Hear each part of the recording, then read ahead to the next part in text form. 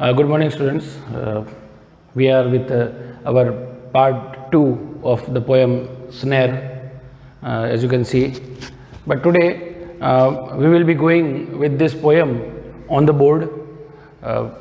Some students just ask me, sir, that whatever you are teaching on that digital board, due to some brightness or maybe some blurriness of the videos, we can't see what it is written. So today I am at the same time writing and also speaking what I am writing on this green board, and this you will see it very easily.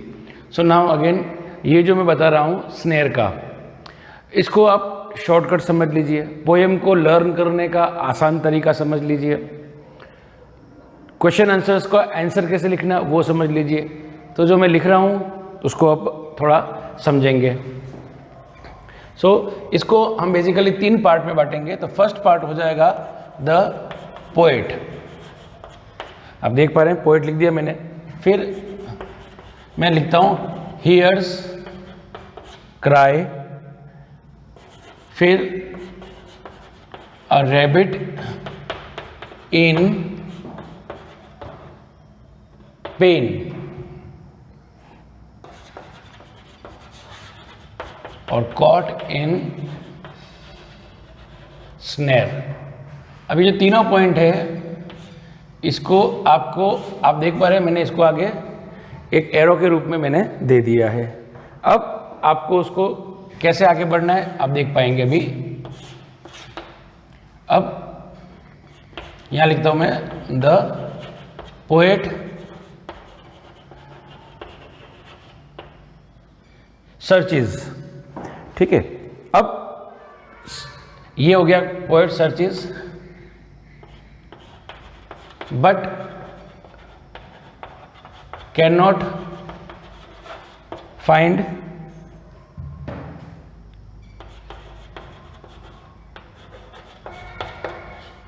यह मैंने rabbit लिख दिया है. और फिर can not find, यहां आप देख रहे हैं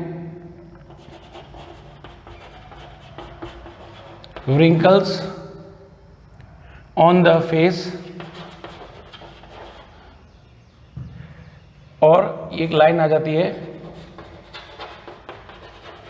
making everything afraid. देख पा रहे हैं यहां पर द स्नेयर, और पोएम में आप देख पा रहे हैं जो ये एक प्रकार से एक ग्राफ नुमा कुछ मैंने बना रखा है इसको. तो इसको मैं स्टार्ट करता हूँ. बहुत इजीली मैं आपको समझाऊंगा. It is like matching column with A and B, but इसमें 3 कॉलम है एज यू कैन सी. तो it is like matching column with A B and C, और either A C, either A B और B C. ये सब उसकी possibilities है. So let's start. अभी सब क्वेश्चन के आंसर्स है. Basically this is the way of writing the answers in the examination. देखिए आप, द पोएट हियर्स क्राई, किसकी? Of rabbit, of rabbit. ठीक है. Then the poet hears a cry, किसकी क्राई सुनता है? Of a rabbit in pain. वो pain में क्यों है? Because it is caught in snare. कुछ ग्रामेटिकल इश्यूज को आपको साथ में लेकर सॉर्ट आउट करना होगा, थोड़ा लिखना होगा. मैं ये मान के चल रहा हूँ कितने ग्रामर तो आपको आती है, but this is like outlines of a story. ठीक है. Again we start.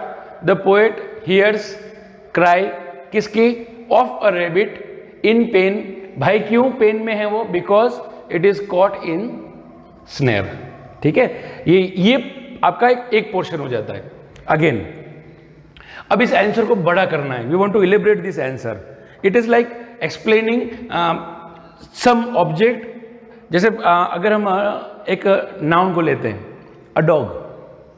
डॉग, सिर्फ dog.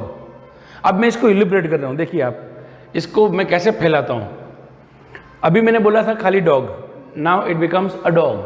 Next, a black dog, a black faithful dog, a black dog living in neighbours house. Dog ही है, डॉग के पीछे आपके जो वर्ड्स है वो बढ़ते जा रहे हैं. Now this is known as sequence of sentences. कुछ सीक्वेंस आपको बनाने पड़ेंगे. सो अब सीक्वेंस कैसे बन जाएगा देखिए. Again the poet hears a cry of a rabbit in pain because it is caught in snare. अब इसको और आपको बढ़ाना है। अब रेबिट उस स्नेर की वजह से क्या हो रहा है, so it has wrinkles on the face, उसके चेहरे पे झुर्रियां पड़ी हुई है, इसी का आगे कनेक्टिव है। और तो क्या हो रहा है, मेकिंग एवरीथिंग अफ्रेड, पूरा वातावरण जो है वो भयभीत कर रहा है। अब आप एग्जाम में ये भूल गए, किसी भी पार्ट को भूल जाओ, आपका आंसर कंप्लीट है। What does the poet hear, poet hears the cry of a rabbit, भूल गए, इन पेन भूल गए, आपका आंसर सही है। किसकी का चीख सुन रहा है, रेबिट की सुन रहा है। अब आपको पूछा गया कि why the rebate is in pen, खरगोश जो है वो दर्द में क्यों है, because it is caught in snare. आपको छोटे छोटे वर्ड्स को दिमाग में फिट करके रखना है, आउटलाइन करके रखना है, हो गया।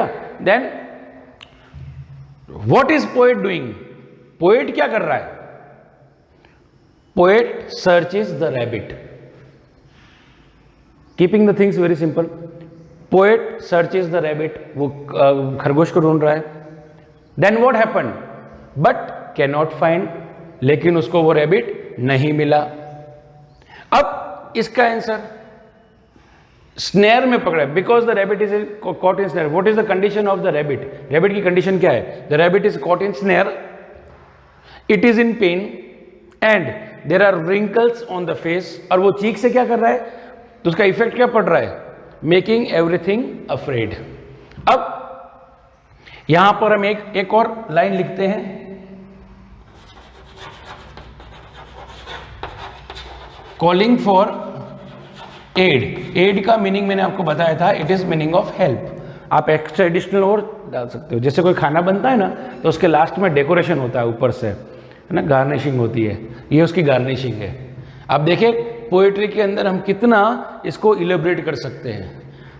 The poet hears the cry of a rabbit in pain because it is caught in snare, the rabbit is calling for aid, but the poet cannot find the rabbit has wrinkles on the face and it is making everything afraid। एक ही line में पूरा याद करोगे, पूरी poetry का सार यही है। ओके, सो इसको हम अगेन एक बार, मैं खुद बोर्ड से हट जाता हूं, आप अच्छे से देख पाएंगे और इसको लिखने की कोशिश कीजिएगा। बिल्कुल इसको you have to divide the whole thing into 3 parts. First one is the poet, second one क्या हो जाता है, हियर्स क्राई, चीख सुनता है, अ रैबिट इन पेन, खरगोश दर्द में है, कॉट इन स्नेयर, फंदे में पकड़ा गया है, and calling out for aid, वो मदद के लिए पुकार रहा है। नेक्स्ट पोर्शन में हम जाते हैं, इनको सिंक्रोनाइज करके। द पोएट सर्चेज, किसको ढूंढता है, द रैबिट एवरीवेयर, तो क्या होता है, कैन नॉट फाइंड इट, या इट लिखना भूल गया मैं, उसको वो नहीं मिलता है। उसका इंपैक्ट क्या होता है, प्रभाव क्या होता है, there are wrinkles on the face, किसके चेहरे पे, कवि के या रैबिट के, रैबिट के। एंड देन रैबिट कैसे चीखता है, मेकिंग एवरीथिंग अफ्रेड, सब चीज को वो डरावना भयभीत बना देता है। तो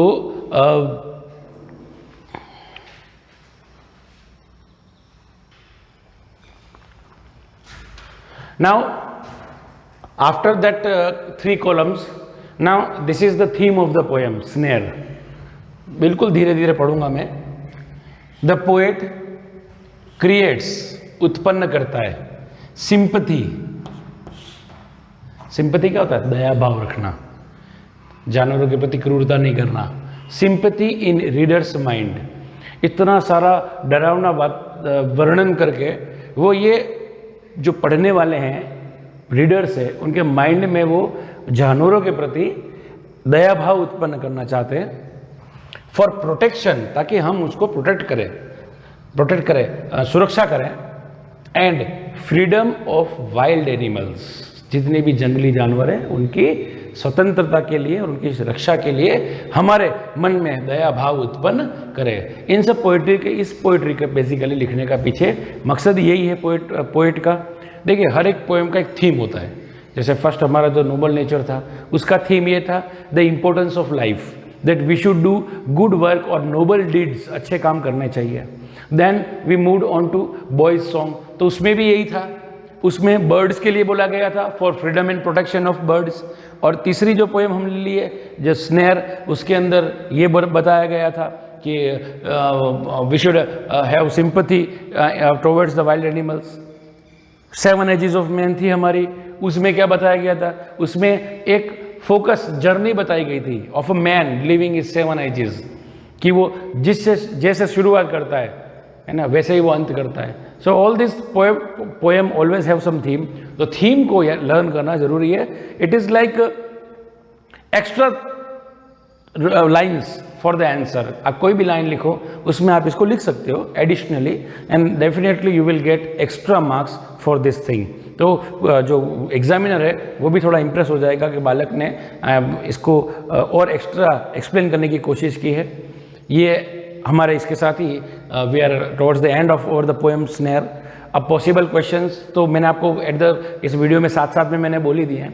और next time when we will be live, हमारा जो अब क्लास होगी वो that will be of the most important poem, the most difficult one.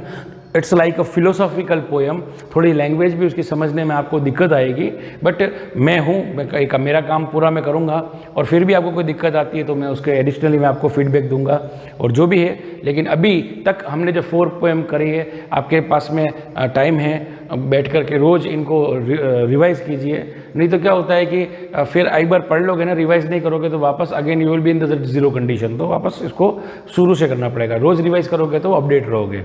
Okay, so now next हमारी क्लास में हम we will go with poem Hope. उस समय अपनी बुक, पेंसिल, इरेजर सब कुछ लेके बैठना, ताकि मैं जब डिस्क्रिप्शन करूँ, कोई मीनिंग लिखूँ, आप उसको लिख सके। So this was the poem snare. Thank you.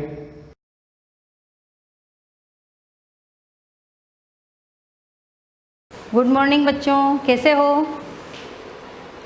पिछले लेक्चर्स में हमने डिस्कस किया था हेलो एल्केन प्रिपरेशन मेथड्स, यानी हेलो एल्केन्स कैसे बनाते हैं, विरचन की विधियाँ। अब हम पढ़ेंगे हेलो एल्केन्स के भौतिक गुण, यानी भौतिक गुण, रंग कैसा है, उनका घनत्व क्या है, उनके क्वथनांक, गलनांक, हेलो एल्केन्स और एल्किल हैलाइड के भौतिक गुणों के बारे में हम अध्ययन करेंगे, यानी physical properties of halo alkanes. भौतिक गुण जो प्योर स्टेट में होते हैं सारे एल्किल हैलाइड, वो रंगहीन होते हैं, कलरलेस होते हैं।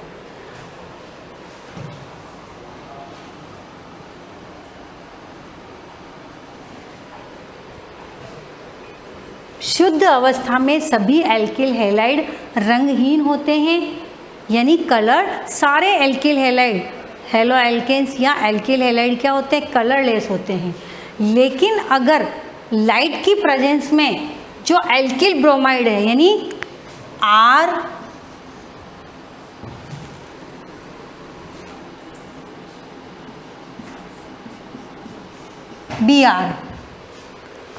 RBr और RI, ये क्या होते हैं, अगर हम लाइट में इनको रख दें एल्किल ब्रोमाइड या एल्को आयोडाइड को, तो वो क्या हो जाते हैं, येलो हो जाते हैं। यानी अपने आप ही अगर लाइट की प्रेजेंस में एल्किल ब्रोमाइड और एल्को आयोडाइड को रख देते हैं तो वो पड़े पड़े येलो यानी पीले हो जाते हैं। तो फर्स्ट इसका, सारे एल्किल हैलाइड्स कलरलेस या रंगहीन होते हैं। एल्किल ब्रोमाइड और एल्किल आयोडाइड लाइट की प्रेजेंस में क्या हो जाते हैं, येलो हो जाते हैं। सेकंड इसका जो फिजिकल प्रॉपर्टीज़ हैं, जो एल्किल हैलाइड है या हेलो एल्केन्स होते हैं वो पानी में इनसोल्यूबल होते हैं, अघुलनशील होते हैं, इनसोल्यूबल नहीं घुलते हैं। जबकि अल्कोहल, ईथर और बेंजीन में ये क्या होते हैं, सोल्यूबल होते हैं, यानी घुलनशील होते हैं। ये पानी में इजीली नहीं घुलते हैं। ये कार्बनिक जो भी सॉल्वेंट है यानी कार्बनिक विलायक अल्कोहल, ईथर और बेंजीन में क्या होते हैं, घुलते हैं। थर्ड, क्लोरोफॉर्म क्लोरोमेथेन, ब्रोमोमेथेन और क्लोरोएथेन, ये जो स्टेट होती है यानी ये गैसीय स्टेट में होते हैं। अगर हम क्लोरोमेथेन लें या ब्रोमोमेथेन लें या एथिल क्लोराइड या क्लोरोएथेन लें तो वो गैसीय स्टेट में होते हैं, यानी लिक्विड नहीं होते और सॉलिड नहीं होते, वो गैसीय फॉर्म में होते हैं। जबकि मेथिल आयोडाइड और सारे दूसरे जो भी एल्किल हैलाइड है, हायर एल्किल हैलाइड हैं, वो या तो द्रव यानी लिक्विड फॉर्म में होते हैं या ठोस या सॉलिड फॉर्म में होते हैं। तो जो लोअर क्लोराइड ब्रोमाइड हैं वो गैसीय स्टेट में हेलो एल्केन्स, और जो आयोडाइड होते हैं और हायर हैलाइड्स होते हैं वो या तो लिक्विड फॉर्म में होते हैं या सॉलिड फॉर्म में होते हैं, यानी ठोस अवस्था में होते हैं। फोर्थ, अगर हम एल्किल हैलाइड या हेलो एल्केन्स को फ्लेम जलाएं उनको, तो वो ग्रीन फ्लेम से जलते हैं, हरे रंग की ज्वाला से जलते हैं। तो ये क्वेश्चन बन सकता है, एल्किल हैलाइड को अगर हम फ्लेम में जलाएं तो ज्वाला में कौन सा रंग देते हैं? ग्रीन कलर देते हैं, यानी जो फ्लेम होती है वो ग्रीन कलर की दिखती है जलाने पर। फिफ्थ, सारे एल्किल हैलाइड ध्रुवीय प्रकृति के होते हैं। ये हमने पहले भी डिस्कस किया है। CH बॉन्ड यानी जो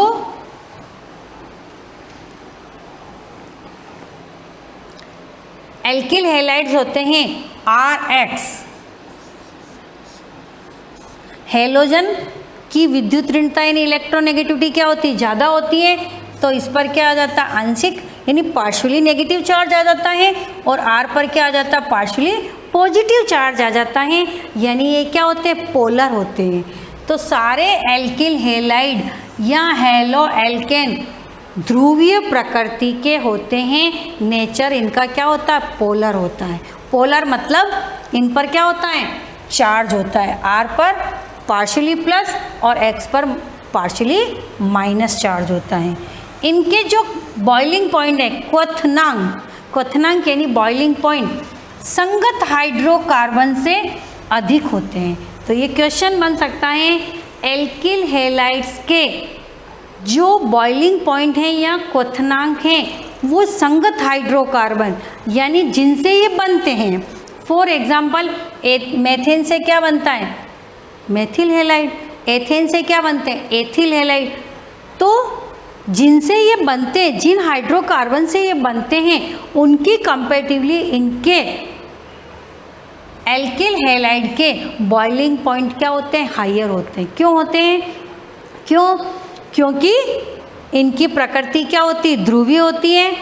हेलो एल्केन्स में हेलोजन की जो विद्युत ऋणता होती है यानी इलेक्ट्रोनेगेटिविटी क्या होती है? मोर देन कार्बन, यानी कार्बन से ज़्यादा होने के कारण ये क्या हो जाते हैं? पोलर हो जाते हैं। इसीलिए इनकी बॉन्डिंग क्या होती है? मजबूत होती है, प्रबल इनके अंदर बॉन्ड होते हैं। इसीलिए इनके बॉइलिंग पॉइंट क्या होते हैं? संगत हाइड्रोकार्बन से अधिक होते हैं। ये फर्स्ट क्वेश्चन बन गया। अगर एल्किल हैलाइड समान हो यानी एल्किल समूह समान हो, कोई भी RH यानी R सेम ले लें, तो क्वथनांक सबसे ज़्यादा किसके होंगे? एल्किल आयोडाइड के। देखो R चेंज नहीं किया है, R मैंने मेथिल मेथिल मेथिल मेथिल यानी methyl fluoride, methyl chloride, methyl bromide और मेथिल जो आयोडाइड लिया। अगर एल्किल ग्रुप सेम है तो हेलोजन के अकॉर्डिंग जैसे जैसे हेलोजन बढ़ता है यानी ऊपर से नीचे जाते हैं, fluorine, chlorine, bromine and iodine, तो जैसे जैसे हम ऊपर से नीचे जाते हैं उसी के अकॉर्डिंग क्या होते हैं? इनके बॉइलिंग पॉइंट बढ़ते हैं। यानी सबसे ज़्यादा बॉइलिंग पॉइंट किसका होगा? मेथिल आयोडाइड का यानी एल्किल आयोडाइड का। तो एग्जाम में इसका ये क्वेश्चन और आ सकता है कि इनको असेंडिंग या डिसेंडिंग क्वथनांक के घटते क्रम में या बढ़ते क्रम में जमाइए। तो आप देख लीजिएगा कि अगर R सेम है, R क्या है? सेम है, तो आप देख लेना अगर R सेम है, R एथिल है, मेथिल है और हेलोजन चेंज हो रहे हैं, तो आपको आयोडाइड को सबसे ज़्यादा देना है और फ्लोराइड को सबसे कम देना है। फिर है अगर फॉर एग्जाम्पल, अभी तो हमने आर को चेंज किया, लेकिन अगर हेलोजन को भी चेंज कर सकते हैं। फॉर एग्जाम्पल जैसे ये मैंने ले लिया CH3Cl, एक ही क्लोराइड लगाया मैंने, फिर CH2, यानी कि किसके नंबर बढ़ रहे हैं अब? हेलोजन के नंबर। आर सेम है लेकिन हेलोजन के नंबर बढ़ने पर उसी के अकॉर्डिंग क्या होता है? बॉइलिंग पॉइंट बढ़ता जाता है। तो सबसे ज़्यादा किसका हो गया? यहाँ पे एक ही यानी मोनो, फिर डाई, फिर ट्राई, और सबसे ज़्यादा किसका होगा? टेट्रा का। तो सेम आर है तो आयोडाइड, एल्किल आयोडाइड वाले का बॉइलिंग पॉइंट ज़्यादा होगा, और अगर नंबर ऑफ हेलोजन्स बढ़ते हैं तो क्या होगा? जिसमें ज़्यादा हेलोजन होंगे उनका क्या होगा? क्वथनांक ज़्यादा होगा। तो ये दूसरी तरह से क्वेश्चंस बन सकता है। समावयी एल्किल हैलाइडों में जो शाखित होते हैं यानी ब्रांच्ड कार्बन होते हैं, उन एल्किल हैलाइडों का क्वथनांक क्या होता है?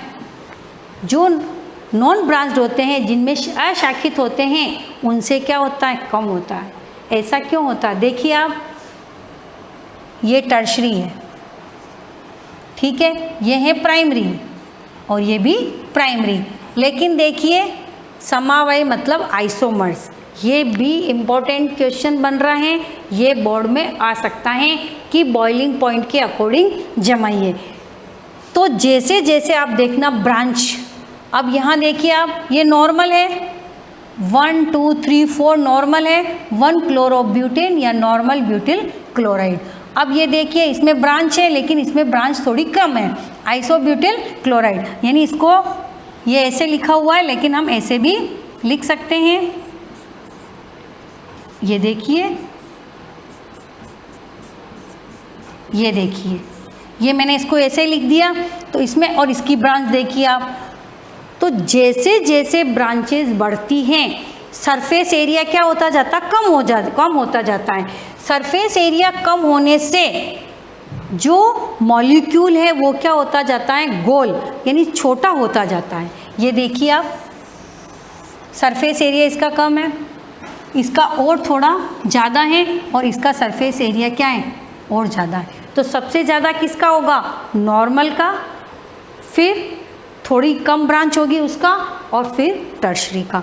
तो जैसे जैसे ब्रांच बढ़ती है सरफेस एरिया क्या होता जाता? कम होता जाता है, और मॉलिक्यूल क्या होता जाता है? गोल होता जाता है, स्क्वायर होता जाता है, जिससे इनके बॉइलिंग पॉइंट कम होते जाते हैं। तो ये आ सकता है क्वेश्चन कि हेलो एल्केन्स या एल्किल हैलाइड में शाखित हेलो एल्केन्स के क्वथनांक अशाखित से कम होते हैं। वाई? तो आपको उसका आंसर देना है, क्योंकि शाखित का क्या होता है? पृष्ठीय क्षेत्रफल, सरफेस एरिया क्या हो जाता? कम हो जाता है। या 3-4 आपको दे रखे हैं तो उसको आपको जिसमें ज़्यादा ब्रांच्ड है उसका सबसे कम देना है। तो ये 2 तरह के इसके क्वेश्चंस बन सकते हैं। फिर है एल्किल हैलाइड में एल्किल आयोडाइड सबसे ज़्यादा रिएक्टिव है। ऊपर से नीचे जाते तो आयोडीन का आकार क्या हो रहा? बड़ा हो रहा है, और जैसे जैसे आकार बड़ा होता जाता है, आकार बड़ा है तो कोई भी आकार बड़ा होता है तो इससे बॉन्डिंग क्या होती है? थोड़ी वीक हो जाती। तो वंडरवॉल जो बॉन्ड होते हैं वो क्या हो जाते हैं? वीक हो जाते हैं। तो इसीलिए सबसे ज़्यादा रिएक्टिव है। अगर हम इसको लाइट की प्रेजेंस में रखते हैं तो ये इजीली क्या हो जाते हैं? डिकम्पोज हो जाते हैं, अपघटित हो जाते हैं, और हमें क्या दे देते हैं? एल्केन और आयोडीन को क्या कर देते हैं? फ्री कर देते हैं। ये आपके फिजिकल प्रॉपर्टीज़ हैं। कलरलेस होते हैं, जलाने पर ग्रीन फ्लेम से जलते हैं। शाखित के जो होते हैं क्वथनांक अशाखित से क्या होते हैं? शाखित के क्वथनांक अशाखित से कम होते हैं। या अगर सेम एल्किल हैलाइड हैं तो आयोडाइड के सबसे ज़्यादा क्वथनांक होंगे और बाकी के सबके क्या होंगे? कम। संगत जो हाइड्रोकार्बन्स होते हैं उनकी तुलना में इनके क्वथनांक क्या होते हैं? हेलो एल्केन्स के ज़्यादा होते हैं, क्योंकि इनका नेचर क्या होता है? पोलर होता है। ये थे इनके भौतिक गुण, इसमें से एक क्वेश्चन बन सकता है। अब हम नेक्स्ट पढ़ेंगे रासायनिक गुण। रासायनिक गुण ये भौतिक गुण कंप्लीट हो गए। रासायनिक गुण, अब ये जो हेलो एल्केन्स हैं वो किससे रिएक्शन करके हमको क्या प्रोडक्ट देते हैं, ये अभी तक प्रिपरेशन मेथड पढ़े, फिर इसके हमने भौतिक गुण पढ़े। नाभिक स्नेही प्रतिस्थापन अभिक्रियाएं, विलोपन अभिक्रियाएं, धातुओं से अभिक्रियाएं और अपचयन यानी रिडक्शन रिएक्शन। सबसे पहले nucleophilic substitution reactions, elimination reactions, reaction with metal और रिडक्शन रिएक्शन। ये 4 टाइप्स की यानी 4 तरह की हेलो एल्केन्स रिएक्शंस देते हैं। सबसे पहले हम डिस्कस करेंगे नाभिक स्नेही प्रतिस्थापन अभिक्रियाएं। न्यूक्लियोफाइल, न्यूक्लियोफाइल और इलेक्ट्रोफाइल ये भी आ सकता है। न्यूक्लियोफाइल किसे कहते हैं? न्यूक्लियोफाइल वे मॉलिक्यूल्स होते हैं जिन पर क्या होता है, इलेक्ट्रॉन डेंसिटी ज़्यादा होती है, उनके पास इलेक्ट्रॉन ज़्यादा होते हैं। या सारे जितने भी लुईस बेस हैं वो सारे क्या होते हैं, न्यूक्लियोफाइल्स कहलाते हैं। न्यूक्लियोफिलिक सब्स्टिट्यूशंस का मतलब होता है प्रतिस्थापन, एक की जगह दूसरे को बिठाना, यानी कि माइनस को हटा के उसकी जगह क्या लाना है, माइनस को लाना है। ये ध्यान रखना, ये मैं आपको इजी वे में समझा रही हूँ कि एल्किल हैलाइड्स में कार्बन हेलोजन बॉन्ड क्या होता है, पोलर होता है, ध्रुवीय प्रकृति का होता है। एक्स के -I प्रेरणिक प्रभाव के कारण कार्बन परमाणु पर क्या आ जाता है, पार्शियल पॉजिटिव चार्ज आ जाता है, और हेलोजन परमाणु पर क्या आ जाता है, पार्शियली ऋणावेश आ जाता है। ये देखिए, ये Rx, ये हेलोजन की क्या होती है, इलेक्ट्रोनेगेटिविटी क्या होती है, ज़्यादा होती है। प्रेरणिक या इंडक्टिव इफेक्ट किसे कहते हैं? तो इनके बीच में क्या हो रहा है, शेयरिंग हो रहा है, साझा हो रहा है। ये साझे वाला इलेक्ट्रॉन क्या होता है, हेलोजन की ओर खिसक जाता है, या जिससे उसके क्या हो जाता है, इधर खिसक जाने से इसके ऊपर क्या आ जाता है, ये अपने जगह नहीं छोड़ रहा है, केवल थोड़ा सा खिसक जाता है, जिससे इस पर पार्शियली नेगेटिव चार्ज आ जाता है, इस पर पार्शियली पॉजिटिव चार्ज आ जाता है। ये इसको हम 11th में हमने डिस्कस किया था। इंडक्टिव इफेक्ट ये 2 टाइप्स के होते हैं, +I इफेक्ट और -I इफेक्ट। तो ये -I इफेक्ट के कारण क्या हो जाता है, कार्बन पर प्लस आ जाता है और हेलोजन पर माइनस आ जाता है पार्शियली, जिससे जो नाभिक्स नहीं है वो इजीली, अब कोई भी जो न्यूक्लियोफाइल अटैक करेगा, यानी वो किससे अटैक करेगा, प्लस पे, यानी माइनस वाला कहाँ जुड़ता है, प्लस पे। तो कोई भी अदर जो न्यूक्लियोफाइल हैं यानी माइनस वाला है वो इजीली किस पे अटैक कर सकता है, कार्बन पर। न्यूक्लियोफाइल में OH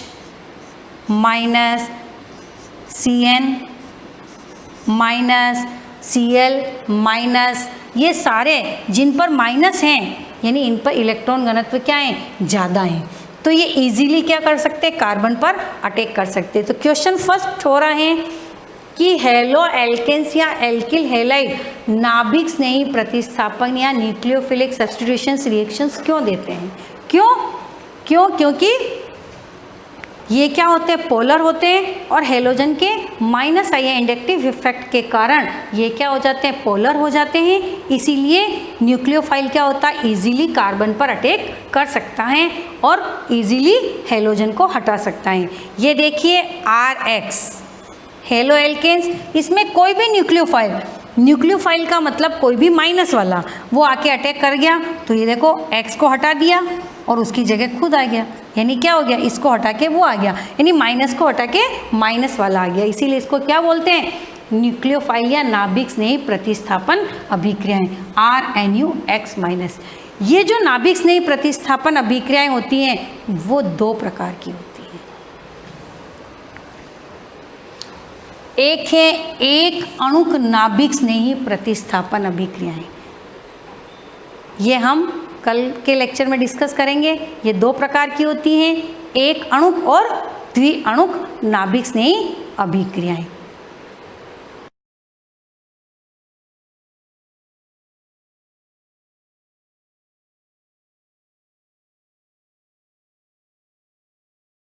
सभी को आज अपना टॉपिक जो है अपन पढ़ रहे हैं, आपको पता है पाचन तंत्र के बारे में या ह्यूमन डाइजेस्टिव सिस्टम के बारे में अपन स्टडी कर रहे हैं। तो जो सिस्टम हमने लास्ट या प्रीवियस क्लास तक अपन ने जो पढ़ लिया है ना, स्टडी की थी अपन ने, लास्ट जहाँ सिस्टम ख़त्म हुआ था अपन ने टीथ के बारे में अपन स्टडी कर रहे थे, और डिफरेंट टाइप्स ऑफ टीथ यानी कि अलग अलग टाइप्स के जो टीथ थे उनके बारे में अपन ने स्टडी किया था, जहाँ अपन ने अकॉर्डिंग टू सेट है ना, according to size, according to connect with jaw system, इन सब के बारे में पढ़ते हुए अपन ने इन सब का अध्ययन किया था।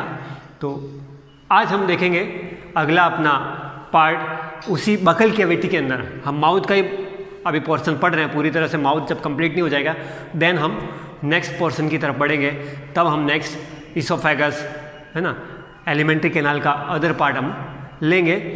तो आज अपन इस बकल कैविटी के अंदर ही, हमको टोटल 4 पोर्शन इस बकल कैविटी के अंदर ही पढ़ने हैं। जो हमारा मुख है या बकल कैविटी जो उसके अंदर 4 सिस्टम है, उन 4 से जैसे अपना एक तालु का सिस्टम है मुंह के अंदर ऊपर की तरफ है ना, एक टंग है अपना जहाँ टेस्टिस ग्लैंड या टेस्ट ग्लैंड्स है ना आपका टेस्ट करने के रूप में हेल्प करती है, वो चीज़, फिर टीथ सिस्टम, ये सारी चीज़ें इस बकल कैविटी के अंदर ही रीड करनी है। आज अपना जो पार्ट रहेगा पार्ट 7, उसके अंतर्गत अपन पढ़ेंगे आज अपना जो ग्लैंड्स हैं। कौन सी ग्लैंड? Salivary glands.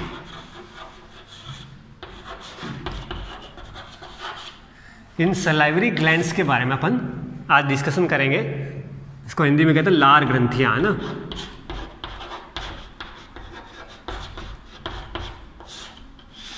ये आज का अपना मुख्य टॉपिक रहेगा, लार ग्रंथियों के बारे में, सलाइवरी ग्लैंड्स के बारे में, है ना। अब लार ग्रंथियां जो मुख के अंदर है, कैसी उनकी कंडीशंस है, कैसी उनकी स्थिति है, कहाँ वो बनी हुई है मुंह के अंदर या बकल कैविटी के अंदर, वो सारी चीज़ें इसके अंतर्गत अपन स्टडी करेंगे। पहले इन लार ग्रंथियों के बारे में थोड़ा सा बता दूं मैं आपको। हम सलाइवरी ग्लैंड्स को थोड़ा डिस्कस कर लेते हैं। सलाइवरी ग्लैंड्स फर्स्ट क्या है? एक्सोक्राइन,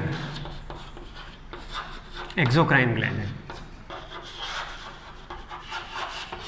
एक्सोक्राइन ग्लैंड मीन्स मैंने आपको पहले डिस्कस किया था, उसमें बताया था एक्सोक्राइन ग्लैंड्स मीन्स बहिस्रावी ग्रंथियाँ हैं।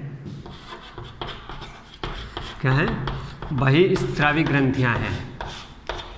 बहिस्रावी से मतलब समझ गए होंगे आप कि ये क्या करती है, अपना जो एंजाइम्स हैं वो कि अपनी नलियों में छोड़ती है ना। इसको और नाम कहता है डक्टाइल ग्लैंड, है ना। ये अपने एंजाइम को किसी नलियों में सिक्रेट करती है ना, इसलिए इसको क्या बोलते हैं? बहिस्रावी ग्लैंड। दूसरा क्या हो गया कि ये कोई सोच रहा होगा कि बकल कैविटी के अंदर है, तो ये क्या है? मुख गुहा जो है अपनी या बकल कैविटी जो है, उस बकल कैविटी के अंदर ना होकर ये कहाँ है? बाहर की तरफ है, एक्सो पार्ट में ना, बाहर की ओर, बाहर की ओर। किसके बाहर की ओर? मुख गुहा के, यानी एक्सोक्राइन पार्ट के अंदर, है ना। जो बकल कैविटी का एक्सोक्राइन पार्ट यानी बाहर की ओर जो पार्ट है, उसके अंदर ये लार ग्रंथियाँ पाई जाती है, सिक्रेट करती हैं। थर्ड हो गया, ये कितनी होती है? 3 जोड़ी पाई जाती है। टोटल नंबर ऑफ ग्लैंड्स कितनी है? 3 जोड़ी। तो चौथा क्या हो गया? इसका जो सिक्रेशन है, सिक्रेशन मीन्स ये जो एंजाइम अपना सिक्रेट करेगी, वो किसके साथ सिक्रेट करेगी? सलाइवा के साथ, विथ सलाइवा ना। It secrete the enzyme with saliva, so it's known as exocrine gland and ductile gland. It secrete their enzyme in a system of tubes, so it's known as exocrine gland. And then secretion, they secrete saliva, और saliva के साथ ही अपना enzyme भी secrete करेगी। तो ये क्या था? इन लार ग्रंथियों की कुछ विशेषताएं थी, है ना, प्रॉपर्टीज़ थी, जो मैं आपको बता रहा हूँ। इसके सलाइवरी ग्लैंड्स जो है, अपन लार ग्रंथियों के बारे में जो डिस्कस कर रहे हैं, उन लार ग्रंथियों का क्या मेन प्रॉपर्टीज़ होता है। तो ये सारी जो 4 मुख्य बातें हैं, इसकी मेन जो पॉइंट्स है वो 4 मैंने आपको बता दिए। जो इनकी संख्या है 3 जोड़ी के रूप में ना, तो उनके बारे में अपन थोड़ा अभी डिस्कस करेंगे, लेकिन ये आपको नोट्स के रूप में उतार लेना है कि लार ग्रंथियों की क्या प्रॉपर्टीज़ है, क्या विशेषताएं हैं, है ना, क्या फीचर्स हैं। तो ये सब आपको मेरिट्स क्या हैं, ये सारी चीज़ें आपको लिख लेनी है।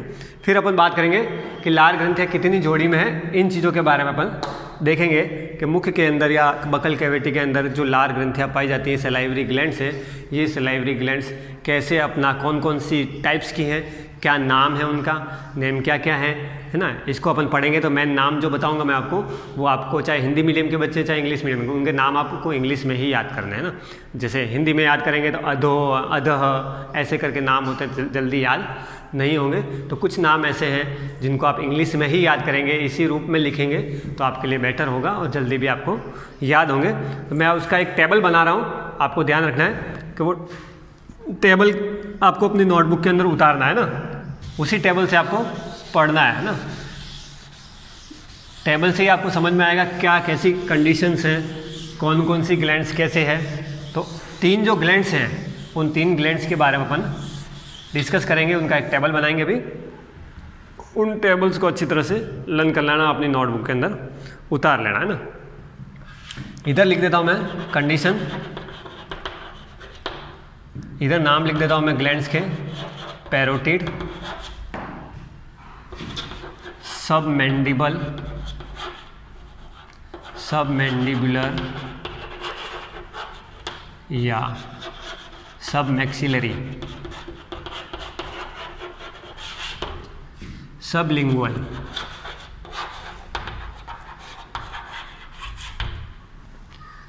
सबलिंगुअल, सबमैंडिबल, सबमैक्सिलरी, ये सब क्यों लगाया वर्ड आगे?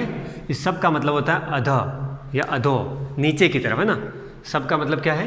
नीचे की तरफ है ना। हिंदी मीडियम वाले भी इसको देखें ध्यान से कि सब मैंडिबुलर, सब मैक्सिलरी, अगर मैं इसको यूँ लिखूँ अधो सतह, अधः सतह पर, अधो पृष्ठ, तो कुछ टिपिकल सा ही लगेगा आपको।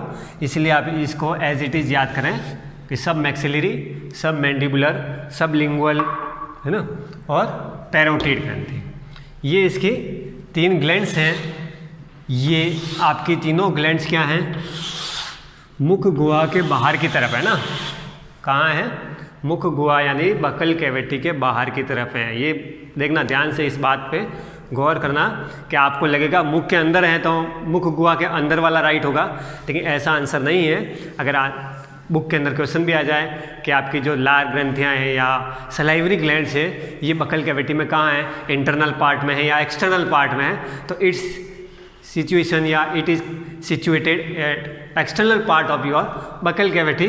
सो we discussion first about the location. इसकी स्थिति के बारे में देखेंगे अपन कि स्थिति कहाँ है ना। पहला देखेंगे अपन लोकेशन। लोकेशन मतलब स्थिति, कि स्थिति में ये कहाँ पे है। तो स्थिति में क्या कहाँ पे है? कर्णपाली के नीचे की ओर, कर्णपाली के नीचे की ओर। कर्णपाली के नीचे की ओर मतलब क्या हो गया? ये आपकी कर्णपाली, समझ रहे हो? देखना इधर ध्यान से है ना, बुक को छोड़ दो अभी, इधर देखो मैं समझा रहा हूँ आपको। ये आपकी कर्णपाली, इस कर्णपाली के अंदर की तरह, अपन बात कहाँ कर रहे हैं? बाहर की बात नहीं कर रहा हूँ, ख्याल बात नहीं कर रहा हूँ ना, बाहर के एक्सटर्नल पार्ट की बात नहीं कर रहा हूँ, अंदर की तरफ से। ये कर्ण यहाँ आ गए आपके, कान, ईयर है ना। तो ईयर जो है आपके, इस ईयर की साइड में, सीध में, आपके अंदर की पोर्शन की तरफ इसकी कंडीशंस बनेगी। किसकी? पैरोटिड ग्लैंड्स की, दोनों तरफ है ना। यहाँ पे पैरोटिड ग्लैंड्स है जो अंदर की तरफ से है, तो यहाँ पैरोटिड ग्लैंड है। समझ गए इसकी स्थिति या इसकी लोकेशन कहाँ है? लोकेशन मतलब कहाँ ये मुख के अंदर रहती है ना, स्थिति उसी को कहते हैं। तो ये अंदर की तरफ जो ग्लैंड्स हैं आपके, कौन सी? Parotid gland. कौन सी ग्लैंड? पैरोटिड है ना। तो ये 3 जोड़ी है ना, कौन सी? Salivary glands. अपन सलाइवरी ग्लैंड्स की बात करें तो पहली कौन सी होगी? Parotid salivary glands. ये कहाँ है? कर्णपाली के नीचे की ओर। कहाँ है? कर्णपाली, ये ईयर है ना, यहाँ से अंदर की तरफ नीचे की ओर इसकी लोकेशन है। सब मैंडिबुलर और सब मैक्सिलरी ये कहाँ है? ऊपरी जबड़े व निचले जबड़े की संधि पर, है ना। मैं लिखिंग हिंदी में रहा हूँ लेकिन इंग्लिश को भी समझा रहा हूँ मैं। ऊपरी जबड़े और निचले जबड़े की संधि पर मतलब क्या हो गया, संधि बिटवीन या जॉइंट्स बिटवीन, क्या लिख सकते हैं इसको, joints between upper and lower jaw,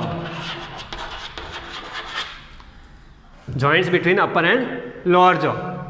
तो ऊपरी जबड़े और निचले जबड़े की संधि पर, संधि मतलब जॉइंट्स, ये संधि लिखा, संधि मतलब होता है जुड़ना, जॉइंट। तो ये जॉइंट्स जो है किसके बीच में, ऊपरी जबड़े और निचले जबड़े की जो यहाँ आके, ये ऊपरी जबड़ा, ये निचला जबड़ा अंदर जाके जहाँ जुड़ रहा है, उस जबड़े की संधि पर कौन है, सब मैंडिबुलर और सब मैक्सिलरी। और सब मैक्सिलरी और सब मैंडिबुलर का मतलब ही क्या होता है, मैं आपको समझा दूँ। जो ऊपरी जबड़ा है उस अस्थि को ही अपन मैक्सिलरी बोलते हैं। समझ में आया क्या बात कही मैंने, कि जो अपना ऊपरी जबड़ा है, ऊपरी जबड़े की अस्थि जो है या बोन जो है ऊपरी जबड़े की, उसी को आप मैक्सिलरी कहते हैं। ये मैक्सिलरी नाम ही ऊपरी जबड़े का ही है ना। उसी अस्थि को या उसी संधि को या उसी बोन को अपन क्या बोलते हैं, मैक्सिलरी, ऊपरी जबड़े को, है ना। और मैंडिबुलर किसको बोलते हैं, निचले जबड़े की अस्थि को। क्या समझ में आया, मैंडिबुलर अस्थि कौन सी है, जो निचले जबड़े की है, और मैक्सिलरी कौन है, जो ऊपरी जबड़े की है। तो इन दो जबड़ों की जो संधि है, उस संधि को ही अपन क्या बोलते हैं, इस लोकेशन को क्या बोलते हैं, सब मैंडिबुलर और सब maxillary glands.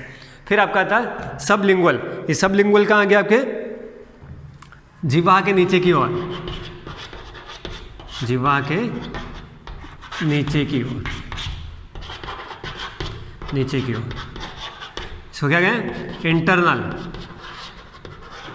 Internal part of tongue. आपका चंग का जो नीचे का पार्ट है, अदर भाग जो अंदर की तरफ है ना, उसको सब मतलब मैंने पहले बता दिया आपको, सब मतलब नीचे का भाग, अंदर का भाग, है ना। तो इस सब लिंगुअल कहाँ हो गया, आपके जिह्वा के नीचे की तरफ, या इंटरनल पार्ट ऑफ टंग। इस इंटरनल पार्ट ऑफ टंग के अंदर ये इसकी लोकेशन होगी, किसकी, सबलिंगुअल ग्लैंड्स। कहाँ है आपके, इंटरनल पार्ट ऑफ टंग, या हिंदी में लिखते हैं जिह्वा के नीचे की ओर, है ना। इसीलिए इसको नीचे वर्ड आ रहा है, देखो यहाँ नीचे का मतलब ही मैंने आपको पहले बता दिया क्या है, सब, ठीक है, अंदर की तरफ। ये इसकी क्या हो गई, लोकेशन हो गई। सेकेंड अपन पढ़ेंगे इसके बारे में, इसका अमाप, साइज, है ना। क्या पढ़ रहे हैं अपन, सेकंड थिंग इज साइज या अमाप।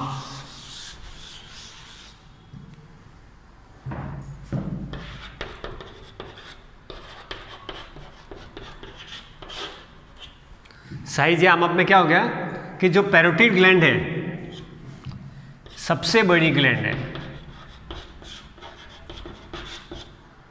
देखो अपन ग्लैंड्स की बात कर रहे हैं, तो मैं आपको और एक छोटा सा बिंदु बता दूं, एक जो इंपॉर्टेंट पॉइंट्स है। यहाँ पैरोटिड ग्लैंड आया, अपन सलाइवरी ग्लैंड्स की बात कर रहे हैं, इसमें पैरोटिड ग्लैंड है सबसे बड़ी, सलाइवरी ग्लैंड्स पैरोटिड, है ना। सबसे बड़ी ग्लैंड नहीं लेनी है, सबसे बड़ी पैरोटिड ग्लैंड जो है वो कौन सी ग्लैंड है, सलाइवरी ग्लैंड्स का नाम पैरोटिड है और वो सबसे बड़ी सलाइवरी ग्लैंड है। बाकी अदर अपन बात करें, जैसे मैं कह दूं सबसे बड़ी एक्सोक्राइन ग्लैंड्स कौन सी है, या बहिस्रावी ग्रंथि सबसे बड़ी कौन सी है बॉडी के अंदर, क्या बताएंगे अपन, पहले प्रीवियस क्लास के अंदर पढ़ चुके हैं। सबसे बड़ी बहिस्रावी ग्लैंड या सबसे बड़ी जो ग्लैंड बहिस्रावी कह सकते हैं या एक्सोक्राइन ग्लैंड्स कह सकते हैं, तो वो कौन सी है, लीवर। देखो 3 ग्लैंड का नाम ले रहा हूं मैं आपको, तीनों ग्लैंड्स के बारे में ध्यान से देखना है। लीवर जो है वो आपकी बॉडी की सबसे बड़ी ग्लैंड है ना। कौन सी है सबसे बड़ी, एक्सोक्राइन, ठीक है। अब क्यों है ये एक्सोक्राइन ग्लैंड, क्योंकि ये अपना जो सिक्रेशन है वो डक्टाइल प्रकार का देती है, या अपने ट्यूब्स के अंदर, अपनी ललिकाओं के अंदर ये अपना सिक्रेशन करती है, इसीलिए इसको एक्सोक्राइन बोलते हैं, बहिस्रावी बोलते हैं। तो लीवर जो है वो सबसे बड़ा बहिस्रावी ग्लैंड है ना, यकृत, लीवर मीन्स यकृत, तो वो क्या है, सबसे बड़ा एक्सोक्राइन ग्लैंड या सबसे बड़ी बहिस्रावी ग्रंथि। और दूसरा पूछ लिया जाए सबसे बड़ी अंतःस्रावी ग्रंथि कौन सी है, या एंडोक्राइन ग्लैंड्स कौन सी है सबसे बड़ी, तो क्या है थायराइड ग्लैंड। कौन सी, थायराइड ग्लैंड। थायराइड ग्लैंड जो है वो सबसे बड़ी अंतःस्रावी एंडोक्राइन ग्लैंड है ना। एंडोक्राइन मीन्स डक्टलेस, है ना। तो ये मुख्य बिंदु है, कुछ इंपॉर्टेंट पॉइंट्स होते हैं, इनको साइड में नोट कर लिया करो, है ना। तो थायराइड जो वो सबसे बड़ी एंडोक्राइन ग्लैंड है, लीवर जो है सबसे बड़ी एक्सोक्राइन ग्लैंड है, और पैरोटिड जो है वो सबसे बड़ी सलाइवरी ग्लैंड है। तीनों के बीच डिफ्रेंशिएशन आपको पता चल गया होगा कि पैरोटिड, लीवर एंड थायराइड, है ना। इसकी पूरा अपन चैप्टर पढ़ेंगे, आगे आएगा ग्लैंड्स के बारे में, उसका चैप्टर पढ़ेंगे, तो उसके अंदर वो ग्लैंड्स का सिस्टम अपन देखेंगे ना। फिर मैंडिबल और मैक्सिलरी क्या हो गया, मीडियम साइज की, ये सबसे बड़ी हो गई, largest glands of salivary systems, या ये मीडियम साइज की हो गई, और ये स्मॉल हो गई, सबसे छोटी। तो पूछ लिया जाए सबसे छोटी सलाइवरी ग्लैंड्स कौन सी है, तो क्या लिखेंगे, सबलिंगुअल ग्लैंड्स जो है वो सबसे छोटी सलाइवरी ग्लैंड्स है। पूछ लिया जाए सबसे बड़ी सलाइवरी ग्लैंड्स कौन सी है, तो पैरोटिड।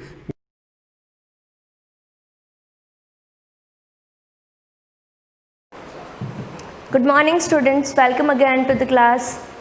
लास्ट जो हमने पढ़ा था properties of addition, matrix addition and matrix multiplication. अब इसके बाद मैंने आपसे कहा था कि एक्सरसाइज के जो क्वेश्चन है आप वो कर ले। 3.1 आपका हो गया था, 3.2 में भी लगभग क्वेश्चंस हो गए होंगे। अब उसमें से भी कुछ है जिनका मैं आपको हिंट दे देती हूँ। 5th तक हमने कर ली थी। क्वेश्चन नंबर 6 है आपका 3.2 एक्सरसाइज का, f of x is equal to this, show that f of a into f of b is equal to f of a plus b। so easy, यहाँ पर देखने पर तो f of x दे रखा है, बट अपने को फाइंड करना है f of a और f of b। अगर किसी के मन में ये डाउट है कि हम f of a कैसे लेकर के आएंगे, जब भी कोई फंक्शन दिया होता है चाहे x का या y का, उसका मतलब होता है यहाँ पर जैसे लिखा है फंक्शन ऑफ x, इसका मतलब है कि जो फंक्शन जो आपको दे रखा है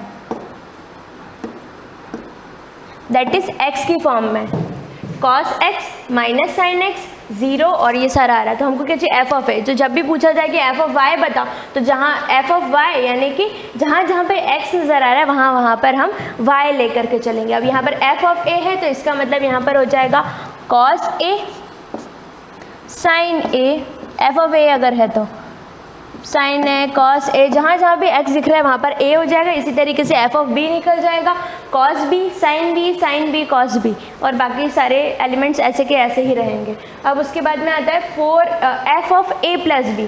तो f of a plus B का मतलब क्या होता है,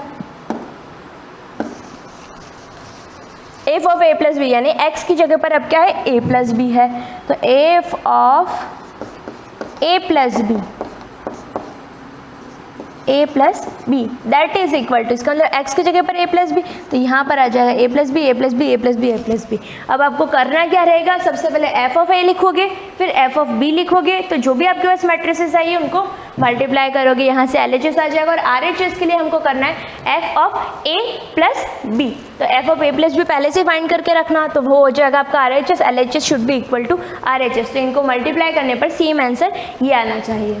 अब इसके बाद आता है क्वेश्चन 7, इसमें भी ए और बी मैट्रिक्स दे रखी है, आपको प्रूव करना है ए इंटू बी का transpose is equal to B transpose into A transpose. ये आपकी प्रॉपर्टी भी होती है बट यहाँ पर प्रूव करना है। तो फर्स्ट काम रहेगा, अगर हम LHS ले रहे हैं, LHS ले रहे तो ए इंटू बी करो, फिर उसका ट्रांसपोज करो, दैट इज द LHS। अब RHS को सॉल्व करोगे, B transpose into A transpose. सबसे पहले बी का ट्रांसपोज फाइंड करोगे, फिर ए का ट्रांसपोज फाइंड करोगे, और दोनों को मल्टीप्लाई करना रहेगा, B transpose multiply by A transpose. तो इसका जो आंसर आएगा यानी कि LHS इक्वल होना चाहिए इस RHS के। इजी है, कर लेंगे। ट्रांसपोज हमको आता है interchange of rose and columns. Transpose निकालना, इसका मतलब जो अभी रो में है वो कॉलम में आ जाएगा। इफ़ आई एम सेइंग ए का ट्रांसपोज, तो यहाँ पर हो जाएगा 4 1 2 0 -5 एंड 3, यानी कि जो रो में, जो कॉलम में है वो अब रो में आ जाएगा। This thing would be like this.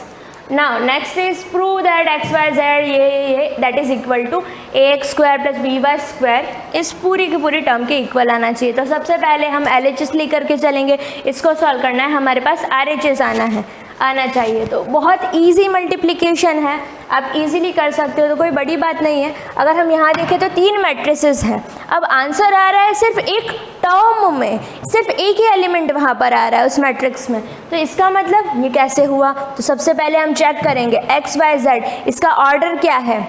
1 2, row number of रोज कितनी है? 1, ठीक है। नंबर ऑफ कॉलम 1 2 3, 1/3, ये हो गया इसका ऑर्डर। इसका ऑर्डर क्या है? 3/3, एंड इसका ऑर्डर 3/1, एक ही कॉलम है इसमें। जब इन दोनों को मल्टीप्लाई करते हैं तो जो मल्टीप्लिकेटिव प्रोडक्ट हमारे पास आएगा, मल्टीप्लाई करने पर जो आंसर आएगा उसका ऑर्डर क्या होना चाहिए, क्या पता चलेगा? इन दोनों को सपोज पहले अपन मल्टीप्लाई करें इस सेक्शन को, तो इसके लिए क्या होगा, इसका ऑर्डर क्या आना चाहिए? अब ये जो लास्ट की चीज़ है ये सेम हो तो हमको पता चल जाएगा कि मल्टीप्लिकेशन पॉसिबल है। ये number of columns are equal to number of rows, तो फाइनल प्रोडक्ट जो आएगा उसका ऑर्डर क्या बचेगा? 1/3, तो यहाँ पर ऑर्डर बनेगा 1/3। अब ये मल्टीप्लाई होने जाएगा इस x y z से, x y z का ऑर्डर है 3/1, तो यहाँ देखो 3, यहाँ पर भी 3, तो एट द एंड ऑर्डर क्या आना चाहिए? 1/1। 1/1 की मैट्रिक्स, यानी कि उसमें नंबर ऑफ एलिमेंट्स कितने होंगे? टोटल नंबर ऑफ एलिमेंट्स 1/1, यानी 1 × 1 that is 1, only 1 element would be there, तो ये 1 एलिमेंट रहेगा। मल्टीप्लिकेशन आई थिंक आप कर सकते हैं, इसमें कोई डिफिकल्टी वाली बात नहीं है। ये रो लेने ही है आपको और ये कॉलम्स, तो each row would be multiply with each column, each row को हम ईच कॉलम से मल्टीप्लाई करेंगे। तो ये जो रो है फर्स्टली इससे मल्टीप्लाई होगी, देन सेकंड इससे और थर्ड इससे, तो इस तरीके से आपके पास 3 एलिमेंट्स आ जाएंगे। ये जो 3 एलिमेंट्स है एक पूरी रो बन गई, एक कॉलम से मल्टीप्लाई होगा, तो एट द एंड आपका ये आंसर आ जाएगा। नेक्स्ट क्वेश्चन है आपका, if a is equal to, इस क्वेश्चन को आप ट्राई करेंगे, क्वेश्चन नंबर 8 को, बहुत ही इजी है, आप डायरेक्टली कर सकते हैं इसको। बट अगर फिर भी कोई प्रॉब्लम होती है तो आप मुझे मैसेज करके पूछ सकते हैं। If a is equal to a like this, I is a unit matrix of order 3, then prove that a² - 3a + 9i। I आपको दे दी यूनिट मैट्रिक्स है ऑर्डर 3 की, ऑर्डर 3 की यानी 3/3 की आपके पास यूनिट मैट्रिक्स है, कुछ इस तरीके की 3/3 की मैट्रिक्स है। अब यहाँ पर हमको इस चीज़ को सॉल्व करना है, एक्चुअली प्रूव करना है। तो LHS में ये कुछ इक्वेशन टाइप का दे रखा है, RHS में आंसर है, LHS में वैल्यूज पुट करनी, बस इतना ही काम करना है। अब यहाँ पर क्या है? a², क्या क्या रिक्वायरमेंट? फर्स्टली हमको चाहिए a², तो a का स्क्वायर निकालेंगे, तो इसका मतलब ये नहीं कि ईच एलिमेंट का स्क्वायर कर दिया, नहीं, ऐसा नहीं होगा। a² का मतलब आपको करना है a × a, that is your a², यहाँ से वैल्यू आ जाएगी आपके पास। a मैट्रिक्स को मल्टीप्लाई करना है a मैट्रिक्स से, तो this multiply by again same matrix आ जाएगी और मल्टीप्लाई करके आपके पास a² का वैल्यू हो जाएगा। 3a यानी कि मैट्रिक्स a को 3 से मल्टीप्लाई करना है, स्केलर मल्टीप्लिकेशन है। तो जैसे ही हम 3a करते, जैसे मैंने यहाँ 3a किया, तो ईच जो टर्म है that would multiply with 3 multiply by this, तो नेक्स्ट स्टेप में क्या हो जाएगा? 3 वुड मल्टीप्लाई विद 1 से मल्टीप्लाई होगा तो 3, इससे मल्टीप्लाई होगा -6, इससे मल्टीप्लाई होगा तो 6, फिर 2 से मल्टीप्लाई हुआ तो 6, 3 3 = 9, 3 - 3 एंड 3 3 = -9 और 3 1 = 3, 3 2 = 6। इस तरीके का आपके पास आंसर आ जाएगा। 3 - 6 6 6 9 -3 -9 3 एंड 6, तो ये हो गया 3a। 9i चाहिए तो दैट इज़ आवर i, ये हमारा i है, तो 9i चाहिए, यानी कि दोनों साइड में 9 का मल्टीप्लाई करना पड़ेगा। 9 का मल्टीप्लाई ईच टर्म से होगा तो आपके पास आंसर आएगा 9, जहाँ जहाँ 1 है वहाँ 9 आ जाएगा, that is equal to 9 0 0 0 9 0 0 0 9, that's it. ये आगे आपके पास वैल्यूज़, उन सबको आपको ऐड करना है, सब्ट्रैक्ट करना है। एडिशन और सब्ट्रैक्शन आप जानते हैं, और इसका आंसर आना चाहिए LHS should be equal to RHS। Next जो क्वेश्चन है हमारे क्या है? क्वेश्चन नंबर 10, मतलब ये पूरा फॉर्मेट दे रखा है आपको मैट्रिक्स का, that is equal to 0 matrix. Then find a का वैल्यू हमको फाइंड करना। a नज़र कहाँ आ रहा है? यहाँ पर a है, यहाँ पर a है, तीनों इक्वेशंस को जब हम मल्टीप्लाई करेंगे तो एक इक्वेशन बनेगी, वहाँ से हमको वैल्यू लानी है a की। आप चाहो तो ये करके बता देती हूँ मैं, वैसे बहुत ईजी है, कोई डिफ़िकल्टी वाली बात नहीं है इसमें। क्वेश्चन नंबर 10 है, ये मल्टीप्लाई हो रहा है ना। तो क्वेश्चन नंबर 10 जो आपको कह रहा है वो है कि इसमें 3 मैट्रिक्स दे रखी है, that is equal to 0 matrix, हमको एक ही वैल्यू फाइंड करनी है। तो जस्ट LHS को सॉल्व करना है और उसको 0 के इक्वल बताना है। जैसे हम जानते हैं इसका जो ऑर्डर आएगा उसमें सिर्फ एक ही एलिमेंट रहेगा, क्योंकि इस टाइप का क्वेश्चन पहले सॉल्व कर दिया है। अब यहाँ पर हम करते हैं उसी क्वेश्चन को सॉल्व कर रहे हैं। A4 1 multiply with 2 1 2 1 0 2 2 1 2 1 0 2 and the third row is 0 2 minus 4 0 2 minus 4 multiply with A4 1 that is equal to 0 0 matrix है, किसी भी ऑर्डर के हो सकते हैं। इसमें ऑर्डर हमको पहले से पता है कि एक एलिमेंट है, यानी कि 1 by 1 होगा। अब मल्टीप्लाई करना है, जैसे इसको मल्टीप्लाई इससे कर रही हूँ मैं, तो ये जो रो है हर कॉलम से मल्टीप्लाई होगा।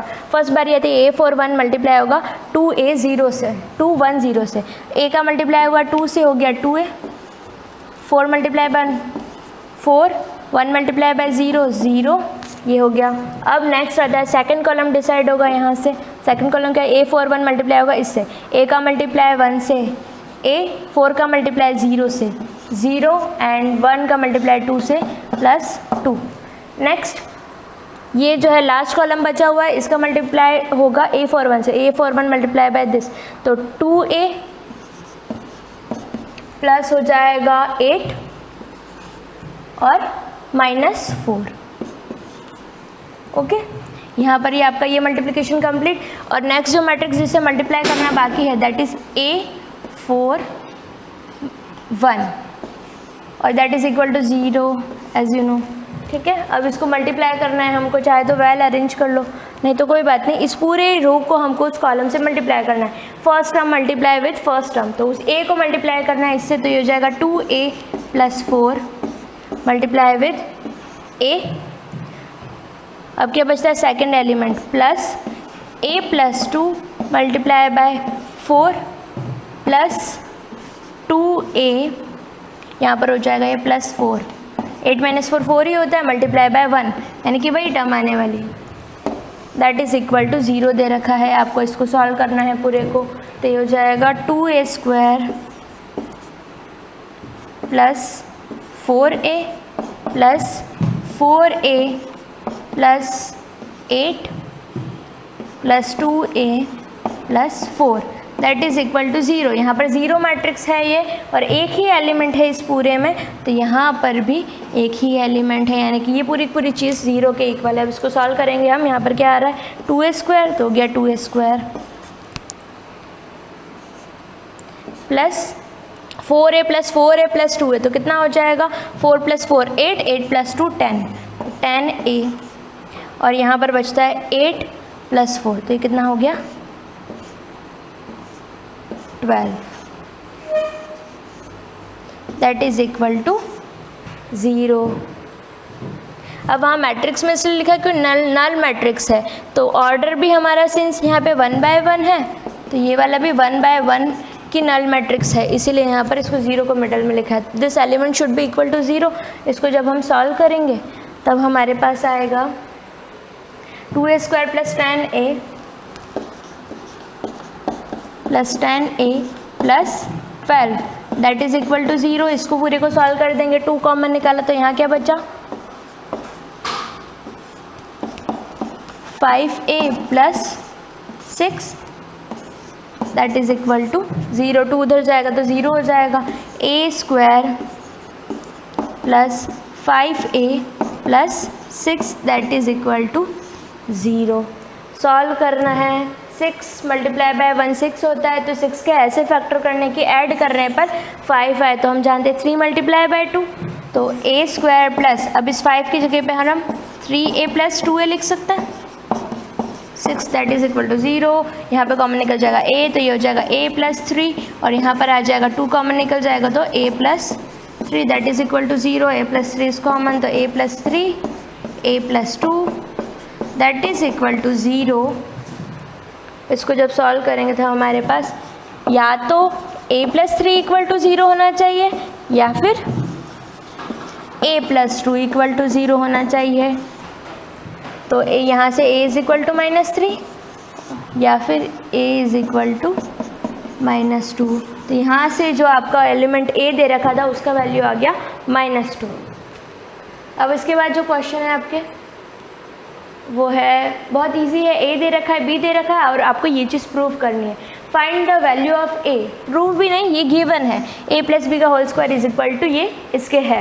तो find the value of a and b। तो यहाँ से रिक्वायरमेंट क्या क्या है, a का स्क्वायर चाहिए, तो फर्स्टली आप इस a का स्क्वायर निकालोगे जो आप a इंटू ए से निकालोगे, b का स्क्वायर b इंटू बी से निकालोगे, दोनों को ऐड करोगे, दैट इज़ यहाँ पे वैल्यू पुट कर दोगे। a+b का होल स्क्वायर जस्ट ऐड करो, होल स्क्वायर करो, यहाँ पे वैल्यू पुट करो। तो इन सारी वैल्यू जब हम इसमें पुट करेंगे और जब हम इक्वेशंस को कंपेयर करेंगे, यहाँ इक्वल का साइन है, जब दो मैट्रिसेस, ऑब्वियसली यहाँ पे जो आंसर आएगा कोई मैट्रिक्स होगी, यहाँ पर भी एक मैट्रिक्स होगी, दो मैट्रिसेस अगर इक्वल है तो इसका मतलब उसके कॉरेस्पॉन्डिंग एलिमेंट्स भी इक्वल होंगे। तो एलिमेंट्स को इक्वल करा देंगे, दोनों साइड को कंपेयर कर लेंगे तो हमारे पास a और b का आंसर आ जाएगा। Next question, a is equal to, ये 10x/2 वाली आपको दे रखी है, and i is a unit matrix of 2/2। तो जहाँ जहाँ i लिखा है इसका मतलब वो यूनिट मैट्रिक्स है, जहाँ पर डायगोनल एलिमेंट 1 1 है। तो यहाँ पर ये चीज़ आपको प्रूव करनी है। LHS और RHS में जस्ट वैल्यूज ही पुट करनी है, कोई नई चीज़ नहीं करनी है। i की जगह पर 2/2 की मैट्रिक्स है तो i इज इक्वल टू यहाँ पर है 1 0 0 1, जस्ट वैल्यू पुट करें, उसके अंदर a रखें, i प्लस a करना है यानी कि प्लस a करते हैं, यहाँ पर हो जाएगा 1 10, जैसे आप इसको ऐड करोगे तो ये 1 -10x/2 10x/2 और ये 1, इस तरीके का आंसर आएगा। और यहाँ पर i - a जैसे ही करोगे तो इसमें से आपको माइनस करना पड़ेगा इसको, तो यहाँ पर 1 आ जाएगा, फिर देन -10x/2 सिमिलर चीज़ें आएगी और यहाँ पर इससे मल्टीप्लाई करना पड़ेगा cos x - sin x cos x। तो LHS का एक आंसर आएगा, RHS का एक आंसर आएगा, दोनों साइड्स आपकी इक्वल आनी चाहिए। 13 क्वेश्चन, यहाँ पर where a² is equal to 8a + ki, यहाँ पर k की वैल्यू फाइंड करनी है। ये कंडीशन पहले से दे रखी है, आपको जस्ट वैल्यू पुट करनी है। यहाँ से a² आ जाएगा, 8a 8 से मल्टीप्लाई कर देना और ये i है मल्टीप्लाई बाय k, तो ये हो जाएगा k 0 0 k। जैसे वैल्यू पुट करेंगे, इक्वेशंस को सॉल्व करेंगे, हमारे पास k का आंसर आ जाएगा। नेक्स्ट है यहाँ पर जैसे इफ़ मैट्रिक्स, कोई मैट्रिक्स दे रखी मल्टीप्लाई बाय a, अब ये a कोई स्केलर नहीं, यहाँ पर मैट्रिक्स है, a मैट्रिक्स मल्टीप्लाई बाय, और यहाँ पर फाइनल हमारे पास आ रहा है कोई अनादर मैट्रिक्स। दो मैट्रिक्स का मल्टीप्लिकेशन यहाँ दे रखा है जहाँ पर हमको a पता नहीं है, a हमको फाइंड करना है। अब कैसे फाइंड करेंगे, तो यहाँ पर जो चीज़ है हम देख रहे हैं, जो मल्टीप्लिकेशन का प्रोडक्ट आ रहा है, ये मैट्रिक्स सारी, इसका ऑर्डर क्या है 3/3, और जो मैट्रिसेस मल्टीप्लाई हो रही है उनका ऑर्डर क्या है, ए का ऑर्डर तो हमको अभी नहीं पता, लेकिन ये जो मैट्रिक्स है इसका तो पता है, नंबर ऑफ रोज 1 2 3 3/2, और ए का ऑर्डर क्या है वी डोंट नो, लेकिन प्रोडक्ट हमको पता है। हमको पता है कि जब भी मल्टीप्लाई होती है तो क्या कंडीशन होती है, ये तभी पॉसिबल है जब ये वाला 2 और इसका जो नंबर ऑफ रो है वो भी अगर 2 होगा तभी ये मल्टीप्लाई पॉसिबल है। तो 2 तो फिक्स है, और एट द एंड जो मैट्रिक्स का प्रोडक्ट आता है, जो नंबर्स बचते हैं, लाइक यहाँ 3 बचा और यहाँ पे बन क्या रहा है 3/3, तो यहाँ पर और यहाँ पर भी 3 होना चाहिए। तो ये 2 2 तो सेम हो गए, और हमने प्रोडक्ट देखा 3/3 का, तो एक 3 हो गया इस मैट्रिक्स का और दूसरा 3 क्या हो गया, number of columns of matrix A. तो इसका ऑर्डर पता चल गया हमको 2/3 का, तब इससे हम कह सकते हैं कि मैट्रिक्स ए जो है हमारी वो 2/3 ऑर्डर की है। 2/3 ऑर्डर मतलब नंबर ऑफ रोज जो है वो 2 है, नंबर ऑफ कॉलम्स 3 है। तो एलिमेंट्स नहीं पता हमको, तो हम अज्यूम कर सकते हैं अगर सारे एलिमेंट्स ए के हैं तो that should be A11 A12 A13 A21 A22 और A33। ठीक है, तो जहाँ पर ए है, let A is equal to this thing. Order का अंदाज़ा आपको प्रोडक्ट और जो वो मैट्रिक्स दे रखी है उसको देख करके लगाना है, उसके अकॉर्डिंग आप मैट्रिक्स अज्यूम करोगे, किस ऑर्डर के मैट्रिक्स अज्यूम करो, यहाँ से पता चल जाएगा।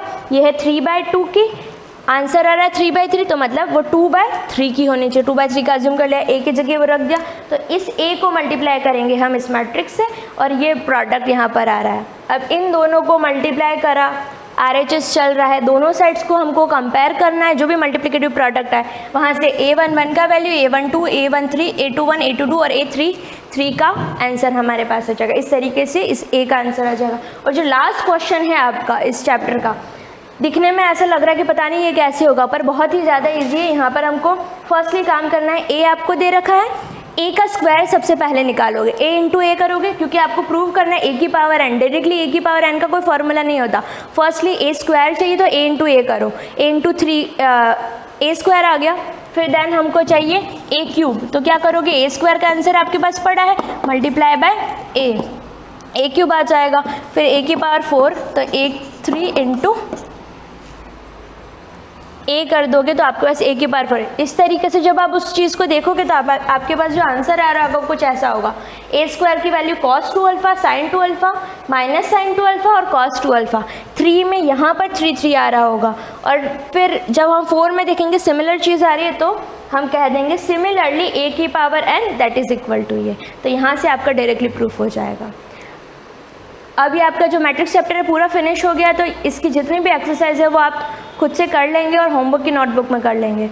इसके बाद हम जो नेक्स्ट चैप्टर स्टार्ट करेंगे वो चैप्टर नंबर 4 होगा, डिटर्मिनेंट।